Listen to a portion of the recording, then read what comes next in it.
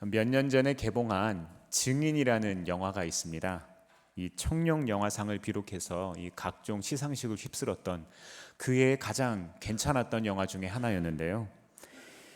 이 영화 내용은 이렇습니다. 이 유력한 살인 용의자의 무죄를 입증해야 하는 변호사, 이 변호사 순호가 사건 현장의 유일한 목격자인 이 자폐인, 이 자폐 소녀 지우를 만나면서 영화가 시작됩니다. 이 순호는요, 오랫동안 이 변호사로서의 자기의 이 신념을 지켜왔지만 이제는 현실과 적당히 타협하고 사는 이 속물이 되기로 마음을 먹었습니다. 그리고 이번 살인사건 변호에 자기의 출세가 걸려 있는데 사건의 결정적 열쇠를 쥔 유일한 목격자가 이 자폐아였던 겁니다. 그래서 이 자폐아 이 지우를 찾아가서 증인으로 세우기 위해서 여러 가지 노력을 합니다. 순호가 찾아가자 지우는 이렇게 말합니다. 아저씨도 나를 이용하실 겁니까? 이렇게 이야기해요. 지우는 자기만의 세계에 빠져서 의사소통이 어렵습니다. 사건 당일 목격한 것을 묻기 위해서 찾아가지만 인사도 제대로 나누지를 못해요. 하지만 그날의 이야기를 듣기 위해서 지우에게 다가가려 여러 가지 노력을 합니다. 시간이 흐를수록 조금씩 이 지우라는 소녀에 대해서 이해하고 알아가게 됩니다. 이제 두 사람은 법정에서 변호사와 증인으로 마주해야 합니다. 영화 중반으로 가면서 재판에게서 이기기 위해서 이 지우에게 접근했던 순호가 순수한 지우로 인해서 오히려 위로를 받는 내용들이 나옵니다. 진심으로 소통하는 과정은 가슴이 따뜻해집니다. 뿐만 아니라 자기와의 자기만의 세계에 빠져서 사람들과 이 세상과 소통하기가 서툴렀던 이 소녀, 이 지우가 사건의 증인이 되어서 세상과 소통하려고 하는 용기를 갖게 됩니다. 이 마음을 연 지우는요, 순호에게 이렇게 말합니다. 당신은 좋은 사람인가요? 이 영화 증인은요, 타인의 거울에 비친 나를 바라보게 한 면에서 참 깊은 감동을 주는 영화였습니다. 마음을 여는 것보다 닫는 것에 더 익숙해져 버린 이 현대인들에게 증인으로서의 증인의 삶을 사는 것이 얼마나 가치 있고 의미 있는지에 대해서 우리에게 알게 합니다. 영화의 결말은요, 더 이상 스포일러를 막기 위해서 공개하지 않겠습니다. 말씀은 교회에서, 영화는 집에서. 네. 오늘은 부활절입니다. 말씀의 제목이 뭐죠? 주보 보시면 나오죠. 말씀의 제목이 뭐죠? 증인으로 살아간다는 것. 네, 증인에 관한 말씀입니다. 증인에 관한 주제를 나누려고 해요. 오늘 본문 말씀을 보면은요, 예수님을 보기 위해서 무덤을 찾은 여인들에게 놀라운 일이 일어납니다. 한 천사가 하늘에서 내려와서 예수님이 부활하셨다는 소식을 알려주고 있어요. 예수님이 고통당하며 죽으신 사실에 슬퍼하며 낙심했던 이 여인들, 이 여자들은요, 예수님께 찾아 나왔을 때 굉장히 불편하고 굉장히 힘든, 인생이 다 무너진 것과도 같은 그런 마음을 가지고 찾아왔을 거예요. 그런데 이 여인들이 이제 예수님의 부활 소식을 듣자 이 사람들이 증인으로 변화되었습니다. 소개해드렸던 영화처럼 진정한 사랑의 소통으로 인해서 이 사람들이 증인이 되었습니다. 우리들도 살다 보면 예상치 못한 어려움들을 만날 때 있어요. 감당하지 못하는 어려움을 겪을 때 있습니다. 바로 그 순간 삶의 의미와 소망을 모두 잃은 막막함 속에 어쩔 수 없는 이런 상황 가운데 있을 때, 바로 그때 예수님께서 우리를 찾아와서 상처받았던 우리를 만나주신다는 겁니다. 평안으로 함께 하신다는 겁니다. 예수님은 그렇게 우리를 회복시키시고 새롭게 하시는 분이십니다.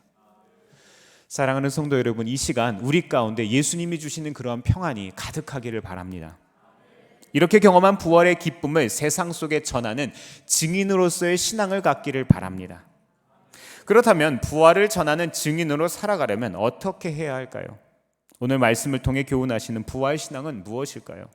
첫째로, 예수님을 변함없이 사랑할 때, 여전히 예수님을 사랑할 때 우리는 증인으로서 살아갈 수 있습니다. 예수님이 십자가에 달려 돌아가신 이때, 지금 이 여인들의 시점 말이죠. 예수님의 죽음이 정말로 확실한 이때 예수님을 따르던 사람들의 마음이 어땠을까요? 이 상황을 추정할 수 있는 성경 구절이 있는데요. 요한복음 19장 38절 말씀 같이 한번 읽어보겠습니다. 시작. 그 뒤에 아리마대 사람 요셉이 예수의 시신을 거두게 하여 달라고 빌라도에게 청하였다. 그는 예수의 제자인데 유대 사람이 무서워서 그것을 숨기고 있었다. 빌라도가 허락하니 그는 가서 예수의 시신을 내렸다. 아멘. 아멘. 이 구절은요, 우리가 앞서 읽었던 성경 본문의 구절과 같은 시점입니다. 남자이고 부자이며 공의의 의원이었던 이 아리마대 요셉 같은 사람도 지금 두려워하고 있습니다. 사회적으로 지금 예수님 편으로 서면 안 되는 상황인 거예요. 로마 총독인 빌라도도 예수님 일에서는 손을 떼버렸어요. 이런 상황이면 그리스도인이라는 사실 알려야 돼요, 말아야 돼요? 숨겨야 합니다. 잘못 걸리면 온 가족이 죽을지도 모를 일입니다. 게다가 로마 군인들도 지금 무덤을 지키고 있습니다. 당시 세계 최강의 군대, 최고의 정예병이었던 이 경비병들이 지키고 있다는 거예요. 여기는 가서는 안 되는 겁니다. 도망가도 모자를 파내 이 무덤에 찾아갑니다. 이런 상황에 막달라 마리아와 다른 마리아가 예수님의 무덤을 찾아옵니다. 1절 말씀은 이 여인들이 무덤을 보러 갔다고 전합니다. 제가 읽어드리겠습니다. 안식일이 지나고 이레의 첫날 동틀 무렵에 막달라 마리아와 다른 마리아가 무덤을 보러 갔다. 어땠을까요? 이 여인들의 마음이. 양쪽의 마음이 다 있었을 거예요. 왜 하필 동틀 무렵에 찾아갔을까? 동틀 무렵이 언제예요? 제일 어두울 때잖아요. 그렇죠? 제일 취약할 때입니다. 경비병들이 제일 지키기 힘든 그때. 이때 이 여인들이 찾아간 거예요. 어떤가 보러 간 거예요. 이 두 여인은 이런 상황에 어떤 마음으로 예수님을 찾아갔을까요? 이 여인들 마음속 가운데는 어떤 마음이 숨어 있었을까요? 예수님을 여전히 사랑하고 있었습니다. 예수님을 여전히 아끼는 마음이 있었다는 거예요. 예수님과 함께했던 기억 가슴에 품고 있습니다. 예수님이 하신 말씀들 여전히 믿고 있습니다. 대체 어떤 말씀을 기억했길래, 어떤 사랑을 가졌길래 이 여인들이 여기까지 찾아왔을까요? 예수님은 마태복음에서만 3번이나 3일 만에 다시 살아나실 것을 이야기하셨어요. 이 여인들은 그것을 믿은 겁니다. 마태복음 16장 21절, 17장 23절, 20장 19절에서 죽임을 당하지만 십자가에 달려 돌아가시지만 다시 부활하실 것을 예수님께서 이미 말씀하셨습니다. 여기 위에 뭐라고 적혀 있죠? 고난 끝에 우리에게 기쁨이 찾아온다고요. 그렇죠? 고난 끝에 행복이 우리에게 찾아온다고요. 고난 끝에 예수님의 부활이 우리에게 임했습니다. 네, 그렇습니다. 제자라면 예수님이 행하신 기적만큼이나 예수님이 하신 말씀을 기억해야죠. 오병이어 7병이어 같은 기적이 벌어지고 중풍병자가 낫고 장님이 눈을 뜨고 안진뱅이가 일어서는 이런 기적의 현장들, 이런 치유의 현장을 바라볼 땐 너무 좋지요. 아마 이 여인들도 그 자리에 있었을 겁니다. 하지만 우리는 예수님이 왜 이 땅에 오셨는지를 기억해야 합니다. 병이 낫는 것이 목적이 아니라는 거예요. 안진뱅이가 일어나는 것이 목적이 아니라는 겁니다. 경제적으로 부유해지는 것이 우리의 삶의 근본적인 목적이 아니라는 거예요. 근본적인 목적이 무엇입니까? 부활. 우리에게 이 부활 신앙이 없다면 우리가 그리스도인으로서 아무런 의미가 없다는 겁니다. 예수님의 근본적인 목적은 우리를 죄로부터 구원하시기 위함이었습니다. 때로는 우리의 삶의 풍요로움이나 기적 같은 반전의 스토리가 신앙생활에 별 도움이 되지 않을 때가 있어요. 우리는 그것을 위해서 살아가는 것 같은데 그것이 결국에 우리의 신앙을 발목 잡을 때가 너무나도 많다는 거예요. 오히려 내게 있는 넉넉함이 예수님의 말씀을 기억하기 어려울 때가 있다는 거예요. 그렇게 만들어버린다는 거예요. 하지만 오늘 말씀에 나오는 여인들은 달랐습니다. 지금 살아가는 상황이 예수님을 기억하고 말씀을 지키기 어려운 상황인데도 불구하고 여전히 예수님을 사랑했고 여전히 찾아가고 있습니다. 사랑하는 성도 여러분, 우리에게 이런 모습이 있습니까? 우리의 삶에 문제는 언제나 있지만 문제보다 크신 예수님을 바라보시기를 바랍니다. 예수님의 말씀을 기억한다면 예수님을 신뢰해야 합니다. 예수님에 대한 여전한 사랑으로 찾아가시기를 바랍니다. 두 번째, 증인으로 살아간다는 것은요, 예수님의 가르침, 말씀대로 살아간다는 겁니다. 이제 두 부류의 전혀 다른 발걸음이 대조되고 있습니다. 여인들은요, 예수님이 부활하셨다는 기쁜 소식을 듣고 제자들에게 발걸음을 돌려서 달려가고 있습니다. 그리고 무덤을 지켰던 경비병들은 두려움을 안고 대제사장들에게 찾아갑니다. 전혀 다른 두 부류의 사람들이 생긴 거예요. 낱낱이 보고받은 종교 지도자들은 당황스러워합니다. 모든 상황을 지켜본 경비병들이 이야기했으니 얼마나 생생하게 보고했겠습니까? 또 자기들에게 책임이 없다고 이야기해야 하니까, 소명을 해야 하니까 얼마나 간절히 이 상황에 대해서 묘사했겠냐고요. 이제 그들이 무엇을 할 수 있겠습니까? 마태복음 12절에서 14절까지 말씀, 오늘 본문 12절에서 14절 말씀 같이 한번 읽어보겠습니다. 시작. 대제사장들은 장로들과 함께 모여 의논한 끝에 병사들에게 은돈을 많이 집어주고 말하였다. 예수의 제자들이 밤중에 와서 우리가 잠든 사이에 시체를 훔쳐갔다 하고 말하여라. 이 소문이 총독의 귀에 들어가게 되더라도 우리가 잘 말해서 너희에게 아무 해가 미치지 않게 해주겠다. 아멘. 아멘. 이들이 할 수 있는 일은요, 어떻게든지 사실이 알려지지 않게 숨기는 거였어요. 은폐하는 거예요. 머리를 맞대고 의논해서 내린 결론은 회유하고 속이는 것이었습니다. 먼저 경비병들을 뇌물로 매수합니다. 앞서 예수님의 무덤을 석회로 봉인하더니 이제는 목격자들의 입을 봉인해버립니다. 유다를 돈으로 매수했던 것처럼 종교 지도자들의 힘은 어디서 나와요? 돈주머니에서 나옵니다. 우리의 힘 어디에서 나옵니까? 제가 지난주에 신문기사 하나를 읽는데요, 그 미국에 있는 인류학자 한 분이 한국의 이 저출산에 대해서, 결혼율이 계속 떨어지는 것에 대해서 여러 가지 이야기를 하는데, 나라마다 이 국민들이 생각하는 대다수의 어떤 가치관, 고정관념 같은 생각들이 있대요. 예를 들면 미국 사람들은요, 제일 중요하게 생각하는 게 가족이랍니다.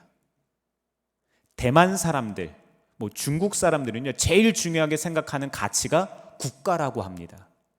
그런데 한국 사람들은 뭐라고 이야기하는 줄 아세요? 돈이요. 한국 사람들은 돈이랍니다. 경제적인 부유함. 부모 세대가 너무나도 가난했고, 너무나도 나라가 밑바닥에 있었고, 나라가 망했던 이런 경험이 있었기 때문에 이 부유함을 축적하고 이 부를 축적하는 것이 인생의 목적이 돼버린 거예요. 부모 세대가 자녀 세대를 물려주는 거예요. 그 가치관을. 그래서 이 상대적인 박탈감 때문에 결혼율이나 출산율이 계속해서 떨어질 수밖에 없다.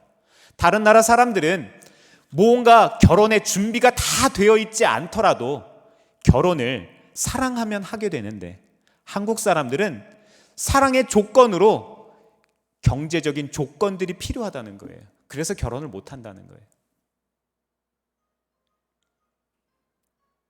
적절한 타이밍에 울리네요.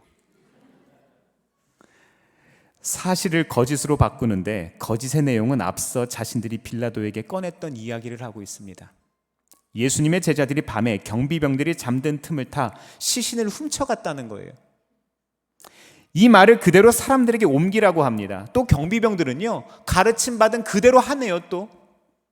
하지만 이 거짓은 예수님의 증인들에 의해서 온 세상에 드러나게 되었습니다. 예수님 사건 당시부터 시작해서 이 이후로 이 마태복음이 기록할 때까지 약 한 30년에서 40년 정도의 세월이 흘렀거든요. 그때까지도 이 사실이, 이 경비병들이 돈을 받고 예수님의 이야기를 거짓으로 소문냈다는 이 이야기가 사람들에게 공공연한 사실로 전해지고 있었다는 거예요.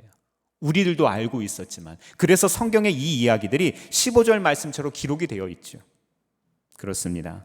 우리가 살아가는 세상에 온갖 거짓들이 난무합니다. 가짜 뉴스가 판을 치고요. 어떤 것이 진짜인지 가짜인지 알 수가 없어요. 도대체 누가 옳고 무엇이 기준인지 모르겠습니다. 힘 있는 사람이 말하면 옳은 것 같고 힘없는 사람이 말하면 아닌 것 같습니다. 돈 버는 일이라면 무엇이든지 좋습니다. 불의는 참아도 불이익은 참지 못하는 세상입니다. 이런 세상에서 우리는 누구를 믿고 무엇을 따라야 할까요? 베드로전서 2장 24절에서 25절은 이렇게 말씀하고 있습니다. 말씀을 볼까요? 그는 우리 죄를 자기의 몸에 몸소 지시고서 나무에 달리셨습니다. 그것은 우리가 죄에는 죽고 의에는 살게 하시려는 것이었습니다. 그가 매를 맞아 상함으로 여러분이 나음을 얻었습니다. 전에는 여러분은 길 잃은 양과 같았으나 이제는 여러분의 영혼의 목자이며 감독이신 그에게로 돌아왔습니다. 사랑하는 성도 여러분, 예수님이 우리 영혼의 목자이십니다. 예수님이 우리 영혼의 감독이 되십니다. 우리의 삶이 매맞은 것 같고 상해 있습니까? 예수님이 나음을 얻게 하셨습니다. 인생의 길과 방향을 잃어버리셨습니까?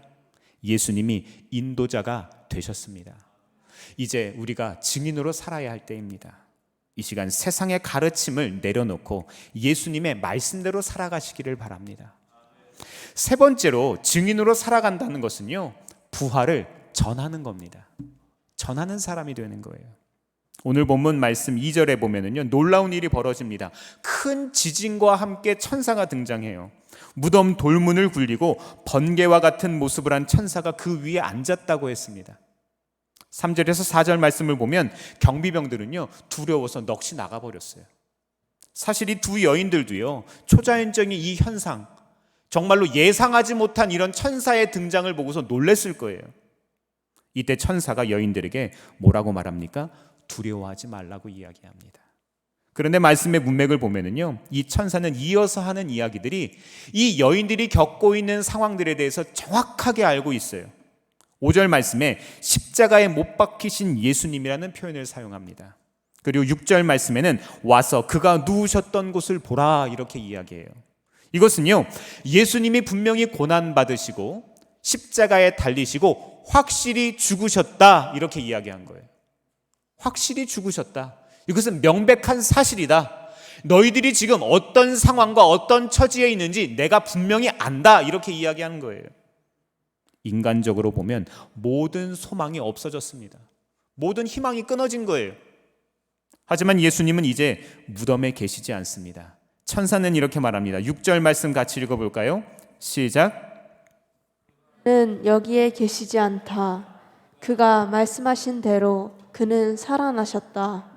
와서 그가 누워 계시던 곳을 보아라. 아멘. 예수님이 부활하셨습니다. 예수님이 드디어 부활하신 거예요. 약속하셨던, 한 번 말씀하시고 두 번 말씀하시고 세 번 말씀하셨던, 약속하셨던 그 부활이 우리에게 임했습니다. 예수님을 죽음에 가둔 증거였던 무덤이 이제는 부활의 증거가 되었습니다. 여전히 두려움은 있지만 두려움의 본질이 달라졌어요. 부활이 없을 땐 두려움이 공포였지만 이제는 기쁨을 동반한 두렵고 떨리는 마음입니다. 이것은 마치 설렘 같은 마음인 거예요. 예수님이 살아계시니 더 이상 상황 때문에 두렵지 않습니다. 예수님이 우리의 삶에 살아계십니까? 살아계신 주님이시라면 우리의 삶이 두렵지 않은 거예요. 우리의 삶에 인도자가 있으니까요. 우리의 삶에 위로자가 있으니까요. 우리의 삶에 해결사가 있으니까요. 예수님이 십자가에서 돌아갈 때 모든 제자들은 도망쳤습니다. 그러나 여인들은 예수님이 십자가에 달렸을 때에도 끝까지 자리를 지켰습니다. 끝까지 자리를 지키는 신앙. 그래야 우리는 전할 수 있게 됩니다. 아리메데 사람 요셉이 예수님의 시체를 가져다가 자기의 무덤에 안치했을 때에도 이 여인들은 자리를 지켰을 겁니다.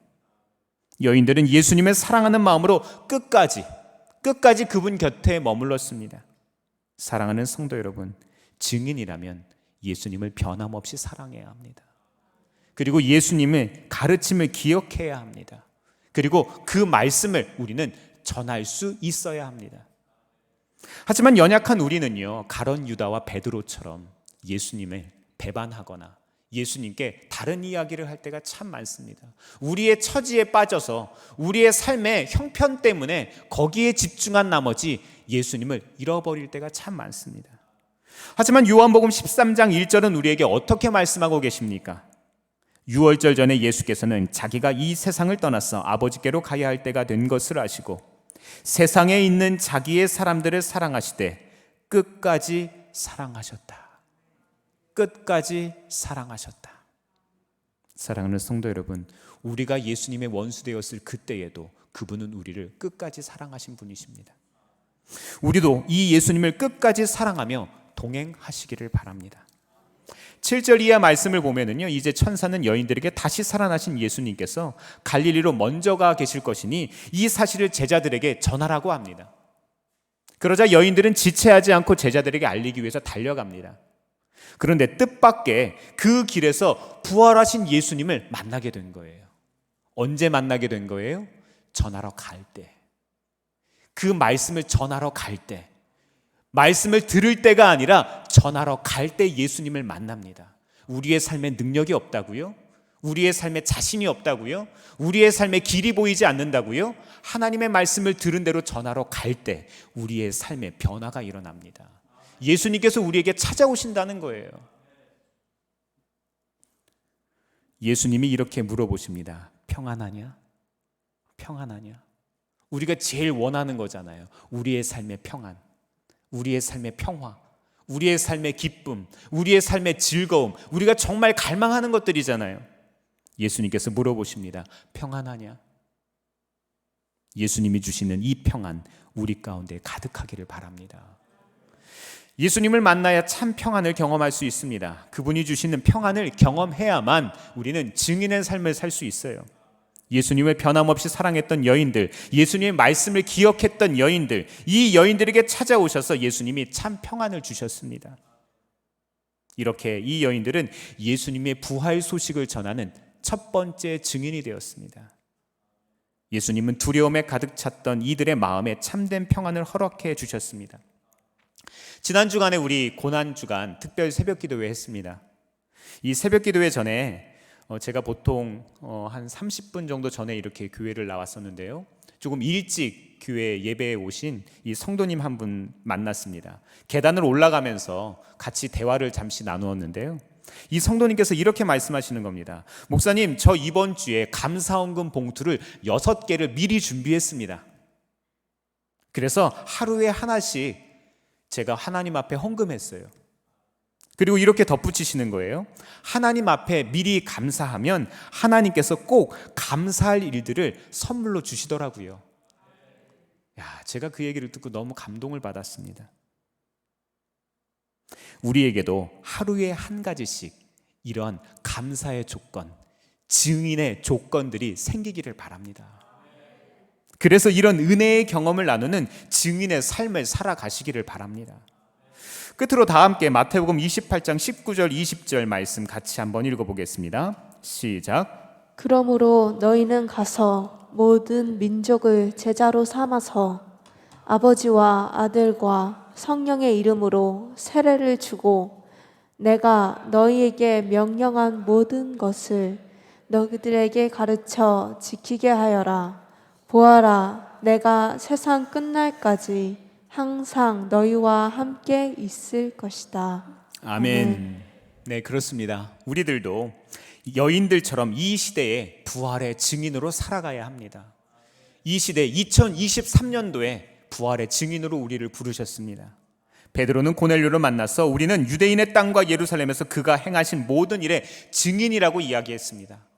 예수님께서 행하신 일들의 증인, 세상은 우리를 보고 예수님을 알아가기 때문에 우리는 증인입니다. 사랑하는 성도 여러분, 오늘 우리는 부활의 증인으로 살아가고 계십니까? 이번 한 주간 부활 주일이 되지 않기를 바랍니다. 다음 주도 그 다음 주도 부활이 이어져야 합니다. 우리의 온 삶의 매 주간이 부활 주일이 되어서 부활의 증인이 되시는 우리 모두가 되시기를 주의 이름으로 축원합니다. 기도하겠습니다.